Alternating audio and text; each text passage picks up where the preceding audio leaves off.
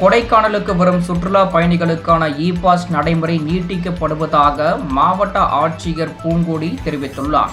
இது தொடர்பாக திண்டுக்கல் மாவட்ட ஆட்சியர் பூங்கொடி வெளியிட்டுள்ள செய்திக்குறிப்பில் கூறியிருப்பதாவது: திண்டுக்கல் மாவட்டத்தின் முக்கிய சுற்றுலா தலமான கொடைக்கானலுக்கு வரும் சுற்றுலா பயணிகள் பொதுமக்கள் இ-பாஸ் பெற வேண்டும் என்று கடந்த மே மாதம் சென்னை ஐகோர்ட் உத்தரவிட்டது.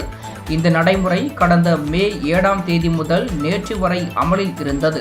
இந்த நிலையில் கொடைக்கானலுக்கு வரும் சுற்றுலா வாகனங்களுக்கு இ-பாஸ் பெற்று அனுமதிக்கும் நடைமுறையை மறு உத்தரவு வரும் வரை நீட்டிக்க வேண்டும் என்று சென்னை ஐகோர்ட் உத்தரவிட்டுள்ளது. எனவே கொடைக்கானலுக்கு வரும் சுற்றுலா பயணிகள் பொதுமக்கள் ஏற்கனவே செயல்பாட்டில் உள்ள epass.tnega.org என்ற இணையதளம் மூலம் உரிய விவரங்களை உள்ளீடு செய்து இ-பாஸ் பெற்று பயணிக்க வேண்டும்.